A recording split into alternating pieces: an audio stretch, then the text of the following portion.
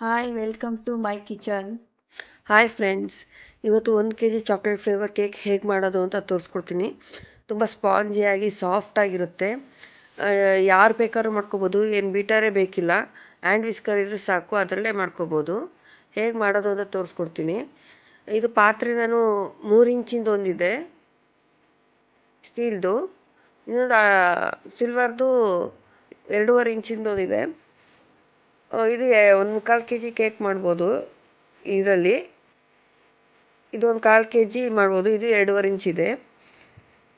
So ನಾನು 3 ಇಂಚು steel ಪಾತ್ರೆಯಲ್ಲಿ ಮಾಡ್ತೀನಿ, ಯಾಕೆಂದರೆ 1 kg ಕೇಕು ಅಷ್ಟು ಬೇಕಾಗುತ್ತೆ. ಹೈಟ್ ಇರೋದನ್ನೇ ತೊಗೊಳ್ಳಿ ಯಾವಾಗಲೂ. ಹೈಟ್ ಕಮ್ಮಿ ಇರೋದು ತೊಗೋಬೇಡಿ, ಯಾಕೆಂದರೆ ಆಚೆ ಬಂದುಬಿಡುತ್ತೆ ಸ್ಪಾಂಜ್ ಕೇಕು. ಸೊ ನಾನು 1 kg ಕೇಕಿಗೆ 4 ಮೊಟ್ಟೆ ಹಾಕೋತಾ ಇದ್ದೀನಿ.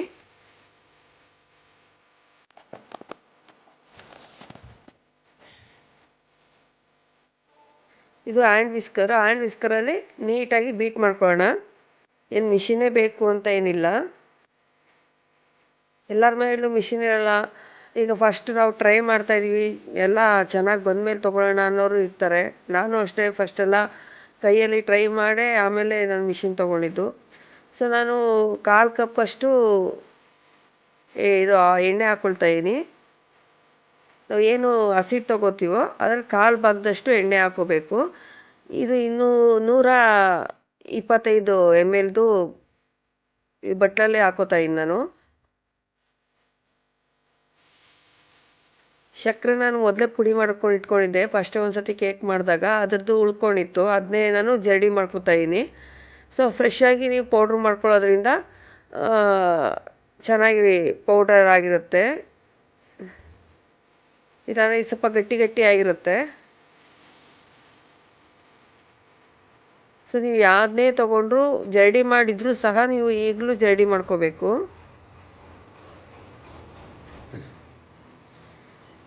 ನೀಟಾಗಿ ಯಾವುದೂ ಒಂದು ಲಮ್ಸ್ ಇಲ್ದಲೆ ನೀಟಾಗಿ ಜರಡಿ ಮಾಡಿಕೊಂಡು ಆ ಸಕ್ಕರೆ ಕರಗೋ ಹಾಗೆ ಬೀಟ್ ಮಾಡಿಕೊಂಡು, ಈಗ ಮೈದಾ ಹಿಟ್ಟನ್ನ ಮೆಷರ್ ಮಾಡ್ಕೊತಾ ಇದ್ದೀನಿ. ಇದು 250 ml ಮೆಷರ್ಮೆಂಟಿನ ಕಪ್ ಇದು. ಇದನ್ನು 1 ಕಪ್ಪಷ್ಟು ಮೈದಾ ಹಸಿಟ್ಟನ್ನ ನಾನು ಜರಡಿ ಮಾಡ್ಕೊತಾ ಇದ್ದೀನಿ.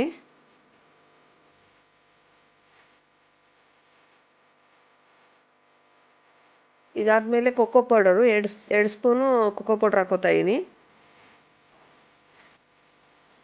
1 kg ಕೇಕ್ಗೆ 2 ಸ್ಪೂನ್ ಸಾಕು. ನಾವು ಊಟ ಮಾಡ್ತೀವಲ್ಲ ಆ ಸ್ಪೂನಲ್ಲೇ 2 ಸ್ಪೂನ್ ಹಾಲು ಪೌಡ್ರ್ ಹಾಕ್ಕೊಳ್ಳಿ. ಸ್ವಲ್ಪ ಇದ್ದರೆ ಇನ್ನೊಂದು ಸ್ಪೂನ್ ಹಾಕ್ಕೊಳ್ಳಿ, ಟೇಸ್ಟ್ ಚೆನ್ನಾಗಿ ಕೊಡುತ್ತೆ. ಆಮೇಲೆ ಉಳ್ಕೊಂಡಿರೋಷ್ಟು ಇದಕ್ಕೆ ನಾನು ಮೈದಾ ಹಸಿಟ್ಟು ಹಾಕ್ಕೋತಾ ಇದ್ದೀನಿ. ಸೊ 2 ಕಪ್ಪಷ್ಟು ಮೈದಾ ಮತ್ತು ಕೊಕ್ಕೋ ಪೌಡರು, ಹಾಲು ಪೌಡರು ಇಷ್ಟೆಲ್ಲ ಸೇರಿ 2 ಕಪ್ಪೇ ಆಗಬೇಕು. ಮೆಷರ್ಮೆಂಟ್ ತುಂಬ ಇಂಪಾರ್ಟೆಂಟ್ ಫ್ರೆಂಡ್ಸ್ ಕೇಕ್ ಮಾಡೋದಕ್ಕೆ. ಮೆಷರ್ಮೆಂಟ್ ಹಾಳಾಯಿತು ಅಂದರೆ ಕೇಕು ಹಾಳಾಗುತ್ತೆ. ಸೊ ಅದರಿಂದ ಕರೆಕ್ಟಾಗಿ ಮೆಷರ್ಮೆಂಟ್ ಮಾಡ್ಕೊಳ್ಳಿ. ನಿಮ್ಮ ಮನೇಲಿ ಯಾವುದೇ ಒಂದು ಬಟ್ಲು ಇರ್ಬೋದು. 250 ಪೌಡರ್ ಹಿಡಿಯೋವಂಥ ಕಪ್ಪಲ್ಲಿ ನೀಟಾಗಿ ಮೆಷರ್ಮೆಂಟ್ ಮಾಡ್ಕೊಳ್ಳಿ. ಈಗ ನೀಟಾಗಿ ಜರಡಿ ಮಾಡಿಕೊಂಡು ಇದನ್ನು ಹ್ಯಾಂಡ್ ವಿಸ್ಕರಲ್ಲಿ ಬೀಟ್ ಮಾಡ್ಕೊತಾ ಇದ್ದೀನಿ. ಸೊ ನೋಡಿ ನೀರು ಸ್ವಲ್ಪ ಸ್ವಲ್ಪ ಹಾಕ್ಕೋಬೇಕು. ಆಮೇಲೆ ಯಾರೆಲ್ಲ ಸಬ್ಸ್ಕ್ರೈಬ್ ಮಾಡ್ದಲೇ ನಾನು ಚಾನಲ್ನ ನೋಡ್ತಾ ಇದ್ದೀರಾ ಅವರೆಲ್ಲ ಸಬ್ಸ್ಕ್ರೈಬ್ ಮಾಡಿ, ಪಕ್ಕದಲ್ಲೇ ಬೆಲ್ ಬಟನ್ನ ಟಚ್ ಮಾಡಿ. ನಾನು ಚಾನಲ್ಗೆ ಹಾಕೋ ಫಸ್ಟ್ ವೀಡಿಯೋ ನಿಮಗೆ ಬರುತ್ತೆ. ಆಮೇಲೆ ಇದು ಟ್ರೈ ಮಾಡಿ ಹೇಗೆ ಬಂತು ಅಂತ ಕಮೆಂಟಲ್ಲಿ ಹೇಳೋದು ಮರಿಬೇಡಿ. ಫ್ರೆಂಡ್ಸು ರಿಲೇಟಿವ್ಸ್ಗೆಲ್ಲ ಶೇರ್ ಮಾಡಿ. ಆಮೇಲೆ ಇದು ಇಡ್ಲಿ ಬ್ಯಾಟರ್ ಇದೆಯಲ್ಲ, ಅದಕ್ಕೆ ನೀವು ಬೀಟ್ ಮಾಡ್ಕೋಬೇಕು. ಸ್ವಲ್ಪ ಸ್ವಲ್ಪನೇ ನೀರು ಹಾಕ್ಬಿಡಿ, ಜಾಸ್ತಿ ನೀರು ಹಾಕ್ಕೋಬೇಡಿ.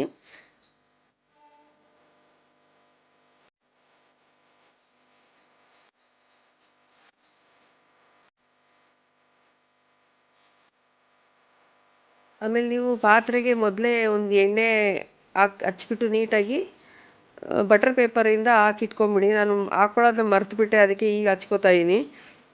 ಇದೆಲ್ಲ ಫಸ್ಟೇ ರೆಡಿ ಮಾಡ್ಕೊಂಡ್ಬಿಟ್ಟು ನೀವು ಆಮೇಲೆ ಕೇಕ್ ಮಾಡ್ಕೊಳ್ಳೋದ್ರಿಂದ ತುಂಬ ಈಸಿ ಆಗುತ್ತೆ. ಇಲ್ಲಾಂದರೆ ಅಲ್ಲಿ ಬ್ಯಾಟರ್ ನಾವು ತುಂಬ ಹೊತ್ತು ಬಿಡೋ ಹಾಗಿಲ್ಲ.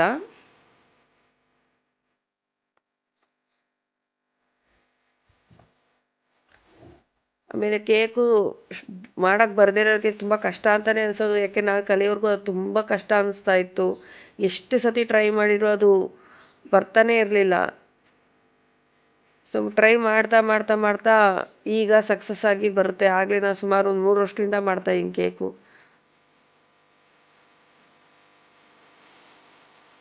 ಸ್ವಲ್ಪ ಗಟ್ಟಿ ಅನಿಸ್ತು, ಒಂದು ಸ್ವಲ್ಪನೇ ನೀರು ಹಾಕ್ಕೊಂಡು ಕಲಿಸ್ಕೊತಾಯಿದ್ದೀನಿ. ಈಗ 1 ಟೀ ಸ್ಪೂನಷ್ಟು ಸೋಡಾ, ಇದು ಅಡುಗೆ ಮಾಡ್ತೀವಲ್ಲ ಆ ಸೋಡಾ, ಇನ್ನು 2 ಟೀ ಸ್ಪೂನಷ್ಟು ಬೇಕಿಂಗ್ ಸೋಡಾ, ಬೇಕಿಂಗ್ ಪೌಡರು ಎರಡನ್ನೂ ನಾನು ಹಾಕ್ಕೊಂಡು ಜಾಸ್ತಿ ಕಲಿಸ್ಕೋಬೇಡಿ, ಸುಮ್ಮನೆ ಸಿಂಪಲ್ಲಾಗಿ ಮಿಕ್ಸ್ ಮಾಡ್ಕೋಬೇಕು. ಇಲ್ಲಾಂದರೆ ಕೇಕ್ ರೇಸ್ ಆಗಲ್ಲ, ಅಲ್ಲೇ ಕುತ್ಕೊಂಡ್ಬಿಡುತ್ತೆ. ಬೇಕಿಂಗ್ ಪೌಡರ್ ಎಷ್ಟು ತೊಗೋತೀವೋ ಅರ್ಧದಷ್ಟು ಬೇಕಿಂಗ್ ಸೋಡಾ ಹಾಕ್ಕೋಬೇಕು. 1 ಸ್ಪೂನ್ ಬೇಕಿಂಗ್ ಪೌಡರ್ಗೆ ಅರ್ಧ ಸ್ಪೂನು ಬೇಕಿಂಗ್ ಸೋಡಾ ಹಾಕ್ಕೋಬೇಕು. ಸೊ ಇದನ್ನೆಲ್ಲ ನಾವೇನು ಎಣ್ಣೆ ಹಚ್ಚಿಟ್ಕೊಂಡಿದ್ವಲ್ಲ ಸ್ಟೀಲ್ದು ಪಾತ್ರೆ, ಅದಕ್ಕೆ ಹಾಕ್ಕೋತಾಯಿದ್ದೀನಿ. ಯಾವಾಗಲೂ ಆಲ್ಮೋಸ್ಟ್ ಹೈಟ್ ಇರೋದನ್ನೇ ತೊಗೊಳ್ಳಿ. ಮಧ್ಯದಲ್ಲಿ ಎಲ್ಲೂ ಇದು ಹೇರ್ ಇರಬಾರ್ದು, ಗಾಳಿ ತುಂಬ್ಕೊಂಡಿರಬಾರ್ದು ಅಂತ ಒಂದು ಸತಿ ತಿರುಗಿಸ್ಕೊಂಡು ನಾನು OTGಯಲ್ಲಿ ಬೇಕ್ ಮಾಡ್ಕೋತಾಯಿದ್ದೀನಿ.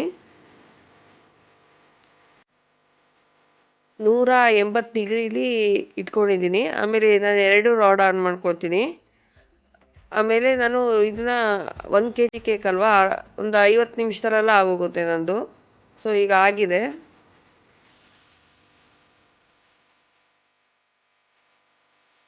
ಸೊ ನೋಡಿ, ಏನಾರು ಒಂದು ಸ್ಪೂನು ಇಲ್ಲ ಚಾಕು ಏನಾದ್ರು ಸರಿ ಅದರೊಳಗಡೆ ಚುಚ್ಚಿ ನೋಡಿ, ಕೈಗೆ ಅಂಟಲಿಲ್ಲ ಅಂದರೆ ಚೆನ್ನಾಗಿ ನೀಟಾಗಿ ಬೇಕಾಗಿದೆ ಅಂತ. ಸೊ ನಂದೆಲ್ಲೂ ಅಂಟ್ತಾ ಇಲ್ಲ. ಒಂದು ಚೆನ್ನಾಗಿ ವಾಶ್ ಆಗಿರುವಂಥ ಟವಲಲ್ಲಿ ಇದನ್ನು ಆಚೆಗೆ ತಕ್ಕೊಳ್ಳಿ ಕೇಕು. ಸೊ ನಾನು ಬಟರ್ ಪೇಪರೆಲ್ಲ ತೆಗಿತಾ ಇದ್ದೀನಿ. ನೋಡಿ ಎಷ್ಟು ಸ್ಪಾಂಜಿಯಾಗಿ ತುಂಬ ಸಾಫ್ಟಾಗಿ ಕೇಕ್ ಬಂದಿದೆ.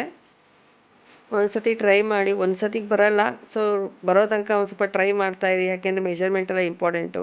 ಇಷ್ಟೊತ್ತು ನಾನು ವಿಡಿಯೋ ನೋಡಿದ್ದಕ್ಕೆ ತುಂಬ ಧನ್ಯವಾದಗಳು.